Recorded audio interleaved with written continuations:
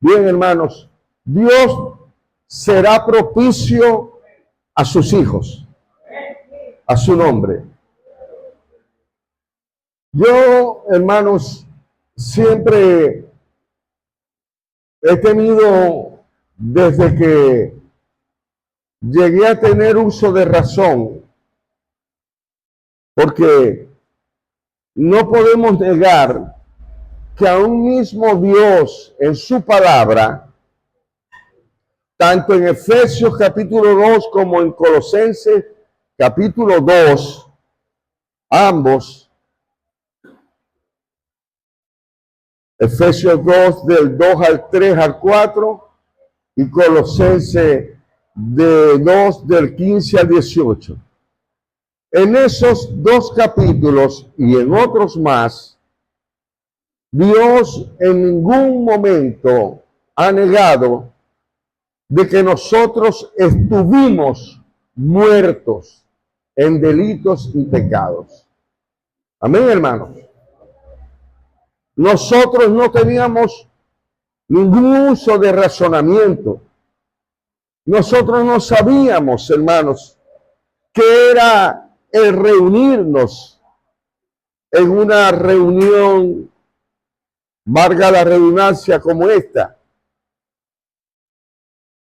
Para ese tiempo en que nosotros vivíamos muertos en delito y pecado, una reunión como esta era algo para nosotros bastante, indigna. No entendíamos por qué los jóvenes, por qué la familia, por qué se reunían. Dice la Biblia en Efesios mismo, capítulo 2, y 1 Corintios 3, que éramos llevados como títeres, éramos manipulados por el príncipe de la corriente del mal y que por lo tanto éramos hijos de desobediencia. Cada quien puede recordar con su hermano, con su hermana, con el grupo, con aquella junta que usted tuvo cuando era adolescente, cuando no conocía al Señor. Y usted va a ver, hermanos, que aunque su junta no fue tan mala y perversa, siempre estaba en el catálogo de la condenación. Porque estábamos sin Dios, dice el apóstol, y sin esperanza. Luego Dios en su misericordia permite, hermanos, que la bendición, porque ya estaba antes de la fundación del mundo, ya Dios tenía planes para con nosotros antes de que nosotros existiéramos. Pero ese plan iba a comenzar por un pueblo, como lo dice claramente la Biblia, y este era el pueblo de Israel. Y la Biblia dice en Génesis 12:3, dice que por él y en Abraham todas las familias de la tierra iban a ser bendecidas. Dios lo había determinado, hermanos. No habíamos nosotros nacido cuando ya Dios sabía el nombre y el apellido, la existencia de nosotros y la victoria que Él desde antes de la fundación del mundo nos los había dado. Lo que pasa es que dentro del desarrollo ya humano, hermano, comenzó a levantarse la parte del yo que está contaminado, como decía el hermano Jonathan ayer. Esa parte del yo contaminado, esa parte nos lleva, hermanos, a pensar bajamente, a creer, hermanos, que vamos a morir en las condiciones precarias, que vamos a fracasar en todo lo que nosotros emprendamos, que vamos todo lo malo, hermanos. Porque si hay algo en lo que se caracteriza el yo personal, es, hermanos, el llevar frutos de condenación, porque ese yo que tiene usted y que la Biblia lo caracteriza o lo describe como el hombre viejo que está en nosotros, ese hombre viejo, hermanos, nunca se podrá sujetar a Dios, dice Romano. Nunca se podrá sujetar. Y tiene tanto poder, hermanos, que hasta el día de hoy mantiene una lucha férrea contra las cosas que Dios quiere establecer para usted, contra las bendiciones que Dios quiere darle a usted, hermanos. Pero resulta que una de las cosas es que cuando Dios mismo está diciendo que es necesario que nosotros pasemos por un valle de sombra de muerte. Es necesario que nosotros podamos vivir una aflicción. Es necesario que nosotros podamos ser probados en toda prueba y que Dios dice que es imposible que no vayan a venir tropiezos para nosotros. Estas cosas proceden de la boca de Dios para alertar a sus hijos y para decirle, hermanos, que como estamos en la tierra, el sol cae sobre buenos y malos y la lluvia cae sobre justos e injustos. Y por eso, hermanos, cuando nosotros nos encontramos en una situación bastante crítica, bastante difícil, es donde se aprovecha el hombre viejo para darnos en cara y para decirnos, como le decía a David, ¿y dónde está tu Dios? ¿Dónde está tu Dios en esto de lo que tú estás viviendo? Y obviamente cuando hay una pregunta y no hay una respuesta insofacta de parte de nosotros, hermanos, esa pregunta, ¿dónde está tu Dios?, se siembra como la palabra que le sembró, como Jonathan decía, como la palabra que le sembró el diablo a Eva en la mente, hermanos, a tal punto de que la misma Eva tergiversó todo lo que Dios había dicho. Cuando ella tiene la conversación con el diablo le dijo, con que Dios os mandó a que no comieran. ¿Verdad que sí? ¿Y qué dijo Eva? Eva exageró. Eva dijo, ni aún podemos tocarlo. Y ahí no dice la Biblia eso. Ellos no podían comer y punto, hermanos. No tocarlo, ni eso, ni aquello. Estaba sobreentendido, por supuesto. Si no podías verlo, no podías tocarlo. Pero en la conversación que Eva tuvo, una de las cosas que impresiona y que tiene que mantenernos a nosotros alerta, es que Eva no salió corriendo buscando a Adán, no salió corriendo desesperada porque vio a un ser sobrenatural con cacho feo, una criatura horrible. No, hermanos, usted ve que hubo una conversación bastante caballerosa, entre comillas.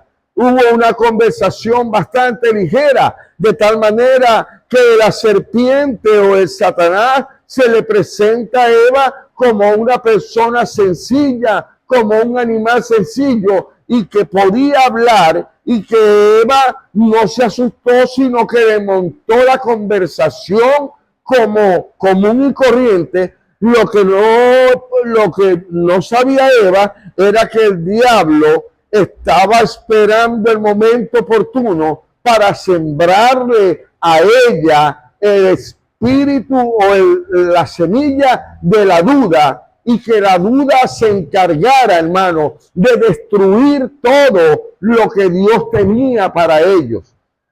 Gloria al nombre del Señor.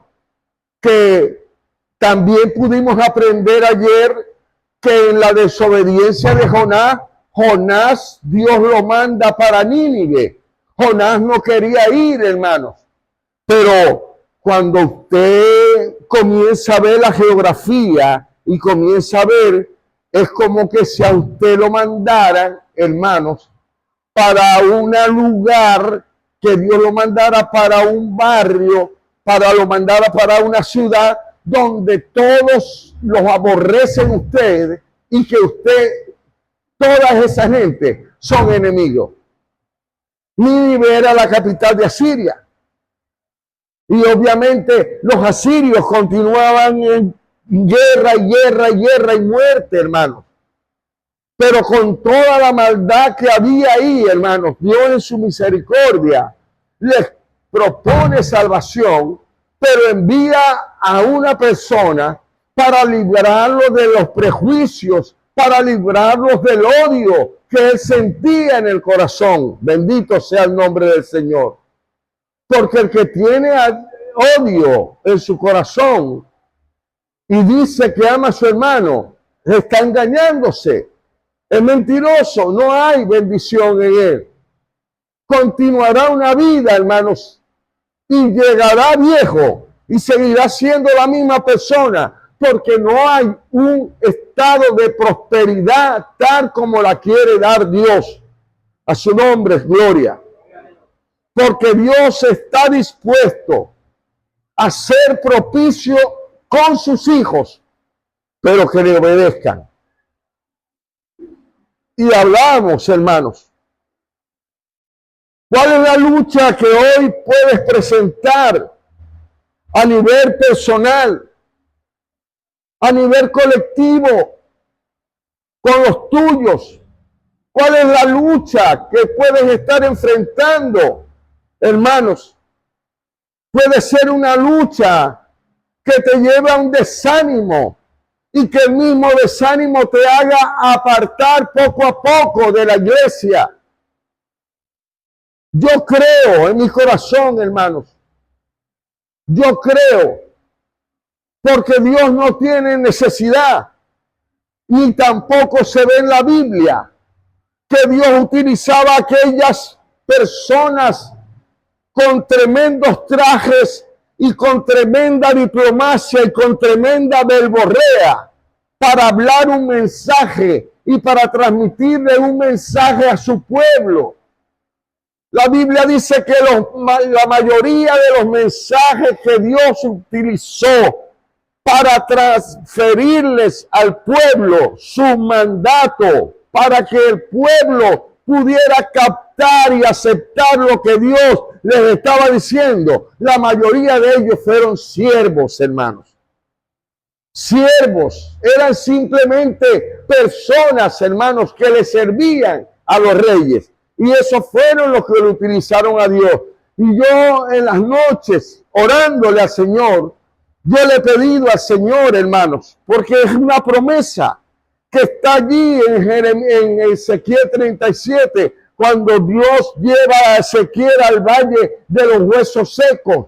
Y dice la Biblia, hermanos, que cuando Dios lo lleva, todo era puros huesos, de todo calibre, cráneos, fémur, pedazos de brazos, todo era puro hueso. No había nada de vida ahí, hermanos. Y Dios, no obstante, le pregunta al profeta y dice, ¿pueden estos huesos vivir? Obviamente la respuesta del profeta era, no sé, Señor. No sé, solamente tú sabes, porque Él es el dador de la vida. Y dice el Señor que esos huesos vivirán. Aunque el escepticismo haya pasado por Ezequiel, esos huesos, hermanos, dice que la Biblia que comenzaron a juntarse hueso sobre hueso, tendón con tendón, las partes donde iban completamente, y ya una vez que habían tomado estos huesos un cuerpo, La Biblia solamente mandó a que Ezequiel le dijera al Espíritu Santo que soplara de los cuatro vientos para que esos huesos revivieran. Y dice la Biblia, hermanos, que esos huesos no solo revivieron, sino que se convirtieron en personas, bendito sea el nombre de Dios, que una vez estaban muertas, que una vez estaban en una condición por sus pecados, por su verdadera rebelión, por su rebeldía, estaban en una condición bastante crítica, y no obstante la misericordia del Señor por medio del profeta Ezequiel se manifestó para que el pueblo pudiera aceptar y pudiera creer que todos los hijos de Dios, cuando le buscan, Dios es propicio para ellos. Aunque venga lo que venga, nosotros creemos que Dios será propicio para nosotros. Aunque el hombre viejo vea lo contrario y te diga lo contrario, tú lo único que tienes que luchar, hermanos, y esgrimir las palabras en calidad de profeta, en calidad de promesa que Dios te ha dado para que tú puedas pelear, porque esto se trata, hermanos, como se ha dicho, si en el mundo se dice, más rápido tenemos que decirlo a nosotros. Esto no se trata de carne, esto se trata de una lucha espiritual. Usted lo ha escuchado en muchas personas que no conocen a Dios, pero saben que esto es una lucha espiritual. ¿Por qué? Porque la maldad ha llegado a cierto momento, a ciertas situaciones, hermanos, que usted, yo no sé los jóvenes si conocen a los Terians. Eso es una locura, hermano. En estos días un perro es guasón, una muchacha. Los Terians, los Under, los que actúan como reptilianos, son personas, hermanos, jóvenes, universitarios, jóvenes que hacen tribus en las universidades, son triviales. Y dice la palabra, hermanos, que adquieren simplicidades, que ellos mismos se despersonalizan, no quieren aceptarse ellos y prefieren ser perros, prefieren ser gatos, prefieren ser culebras, lobos. Y usted lo ve y usted dice, no, esto es mentira. Hermano, eso es lo que está de moda en todas partes. Y de repente usted lo va a ver aquí en las universidades. Usted va a ver que esos jóvenes que están a punto de graduarse están en una posición, hermanos, de despersonalizarse, quitarse los principios que ellos tienen como jóvenes y hacer creer a ellos mismos de que son unos perros, de que son unos gatos, de que son algo, hermanos. Y comienzan a ladrar, comienzan a pararse y comienzan a actuar como todo un animal. A su nombre, gloria. Y eso, hermanos, así poco a poco la maldad va entrando y usted puede asombrarse y puede tener un concepto y decir, este muchacho está falto de clínica. Podemos decir, este muchacho, pero resulta que cuando tú hablas con ese joven o con esa joven, disparan una inteligencia y una verborrea, hermano, que usted dice, Dios mío, ¿cómo puede ser que una persona con estas características tan viles tenga este idioma? Aquí está pasando algo. ¿Qué está pasando? Hermano, que el diablo está entrando sutilmente y como las mentes de estas personas no tienen un espacio, no tienen ni siquiera, como dice la imagen de Dios, esas personas son fáciles de engañarlas el diablo y hacerlas pasar por lo más vil que pueda haber. Los jutacos, usted conoce, eso es viejísimo. Los jutacos tienen más de 20 años. Aquellos que se creen Dragon Ball y que se creen Begonia, Begucia, todas esas cosas.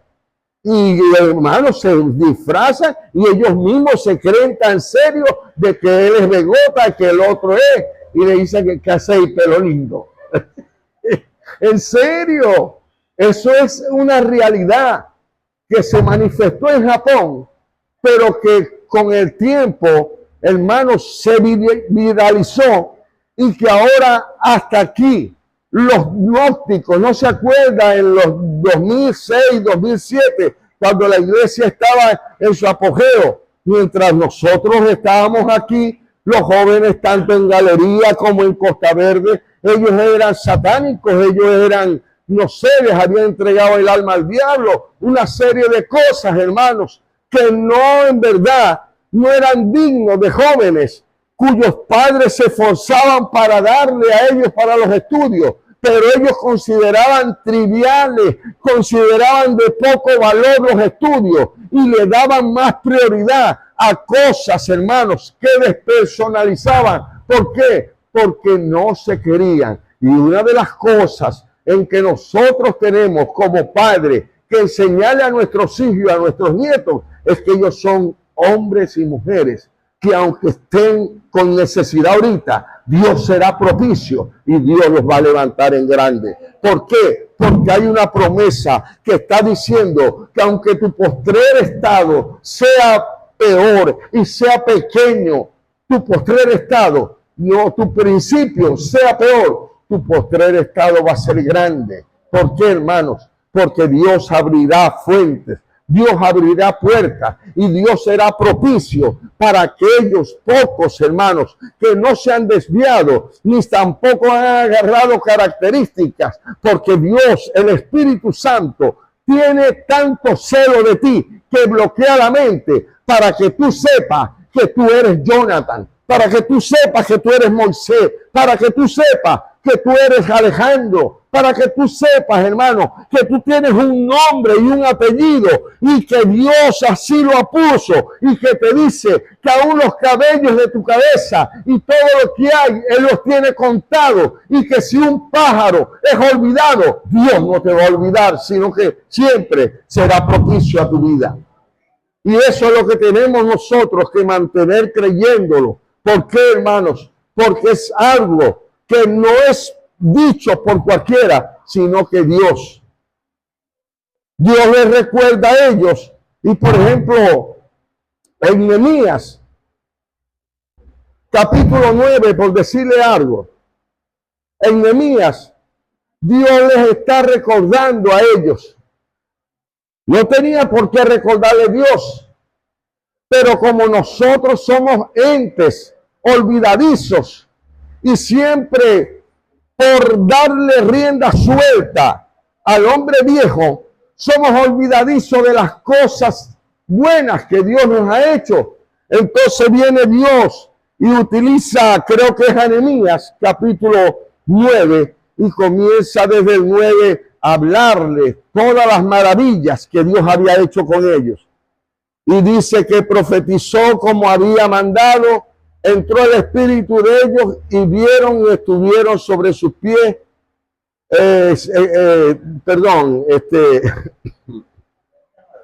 Nehemías.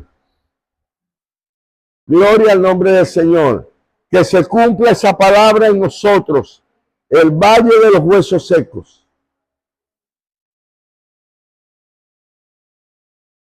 Desde el 9 en adelante. No, versículo.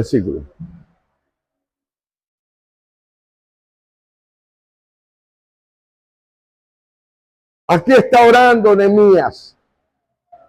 Y dentro de la oración, hermanos, Dios le está diciendo, Nehemías le está diciendo que el Señor miró la aflicción de nuestros padres en Egipto, cuando ellos estaban esclavos. Y dice, y oíste, porque allí está en Éxodo 2, 24, 25, que dice que Dios oyó el clamor del pueblo, toda la maldad que había hecho Faraón.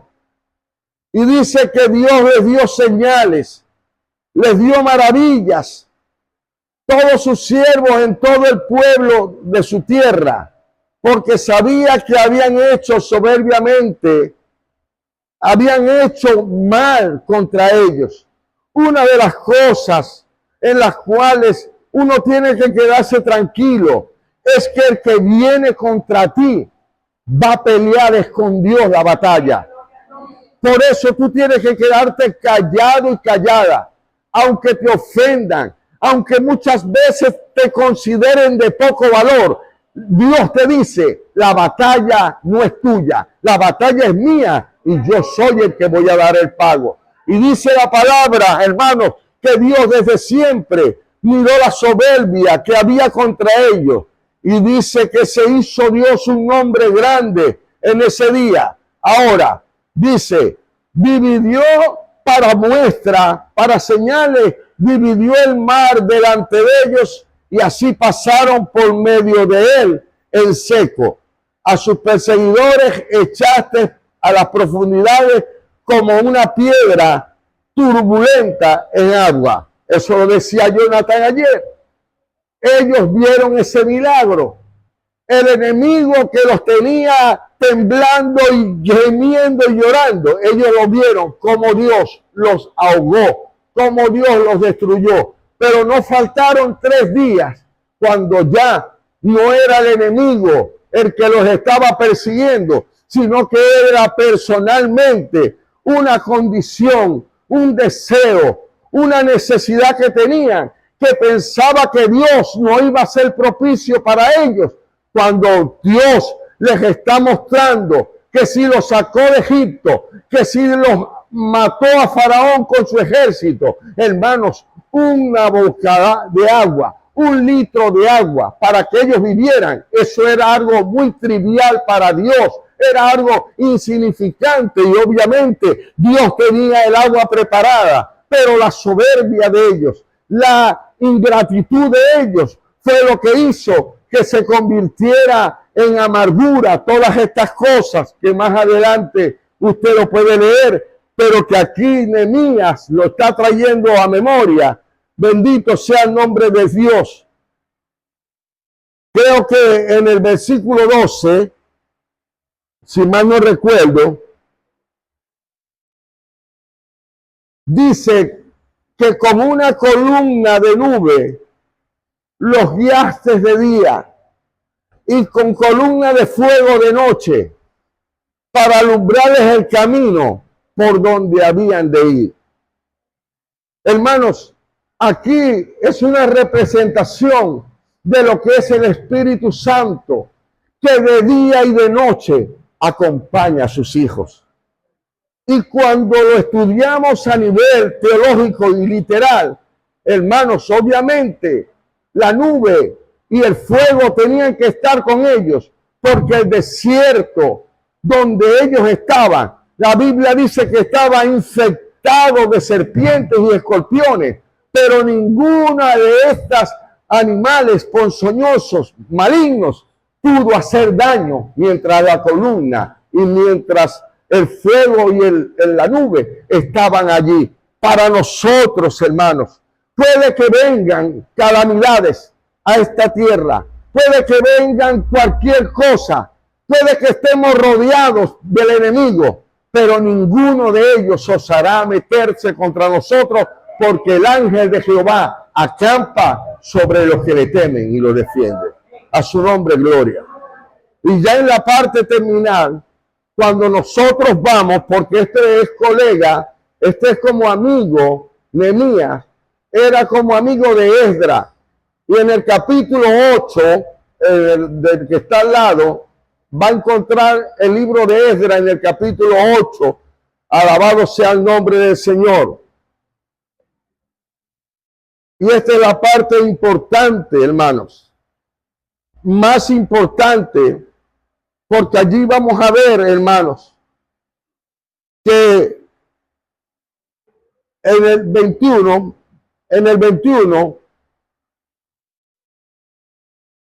dice la Biblia, que yo le digo, a lo mejor ustedes, los viejos, los que tienen 4 o 5 años, yo todos los años les hablo de este versículo. No hay un año que yo no le hable de este versículo. Porque dice la palabra del Señor, hermanos, que este hombre era un escriba, era como un abogado, era como un hombre que escribía las cosas de Dios. Era un hombre importante, pero que no obstante, para los que estaban alrededor, porque era cautivo, no valía nada. Pero ante la óptica de Dios lo valía y lo puso en alto, hermanos. Y dice la Biblia que este hombre sabía que el poder, que las armas que tenían que utilizar el cristiano eran la lectura, el ayuno, la oración, porque esas son las armas de nosotros. Esas son las que nos van a cambiar, hermanos. Esas son las que van a resucitar cuando el pensamiento muere. Esas son las almas que nos van a resucitar. Cuando las cosas no nos salen mal, podemos estar en un momento. Esto, hermanos, tiene usted que aprender. Yo puedo estar contento por algo que me ha salido bien en estos últimos días, pero cuando pasa el quinto día y ya yo no veo que las cosas me salen bien, sino que van bajando, usted no puede desanimarse, sino que usted tiene que agarrar fuerza y saber, hermanos, que Dios, si le dio la oportunidad de tener un gozo con algo, hermanos, aún dentro de la necesidad que se presente dentro de 5 días, usted tiene que permanecer con el pensamiento de que si Dios le dio el gozo de Dios, dice la palabra y aún el verso. Este gozo que yo tengo en mi alma, solo Cristo me lo puede dar. ¿Quién le va a quitar el gozo? ¿Quién le va a quitar el gozo? Un trabajo le va a quitar el gozo a usted. Una enfermedad le va a quitar el gozo a usted. Un conflicto entre familias le va a quitar el gozo a usted. A ver, ¿qué me dice? Pero yo creo que estas cosas de las que estoy hablando le ha quitado el gozo a usted. Que me perdone Dios. No la agarre usted para usted, pues. Es para otro. Lo que pasó fue que se me fue la mano. No es para usted. Un conflicto entre familias, en vez de gozarse, le roba el gozo a usted. Una aflicción, una cosa que no me sale bien, una cosa que está a punto de morir.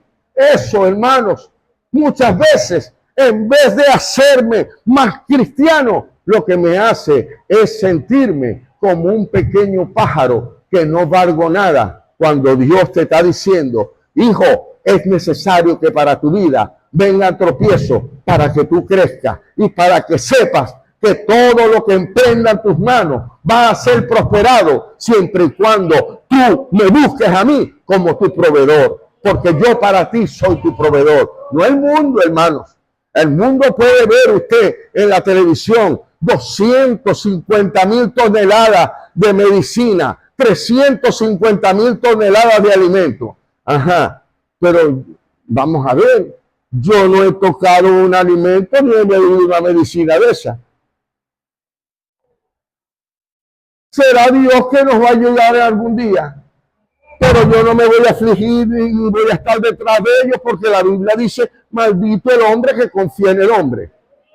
Pero yo confío en Dios, hermanos, de que Dios es mi sanidad, de que si hay alguna enfermedad y yo no tengo cobre, Jehová proveerá para que yo pueda tener lo que decir. Y dice la Biblia que el temor lo llevó al río Ahava. ¿Sabe usted qué es Ahava, amados? Búsquelo en inteligencia artificial o búsquelo en diccionario. Ese río se llama amor. Y puede ser amor platónico, o sea, amor sensual de Eros, como puede ser amor filial.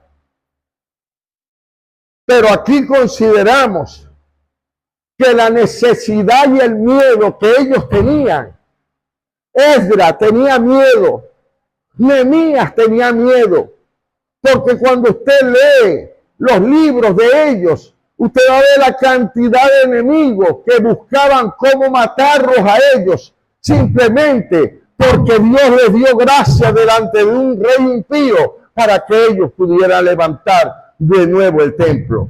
Y eso nosotros estamos tratando de levantar de nuevo el templo, de pedirle a Dios que venga en camino los aires acondicionados, que venga la comodidad que nosotros no por presunción necesitamos, sino por la necesidad que tenemos. Hermano, Dios lo va a proveer, bendito sea su nombre. En medio del desierto, Dios va a hacer que brote en el agua. En medio del desierto es donde tú tienes la bendición, pero dentro de ese desierto, Dios te pide que no te desanimes, sino que más bien, aunque no veas nada con tus ojos físicos, permanece creyendo de que Dios va a abrir una puerta en la senda donde tú no crees que hay. A su nombre sea la gloria. Denle un aplauso al Señor. Gloria al nombre de Dios. Ahora dice esta palabra, hermanos. Dice que ellos buscaron con amor en el río y esas eran las características que lo llevaban a ellos. Buscaron a Dios en ayuno para afligirse. ¿Verdad que sí? Delante de nuestro Dios.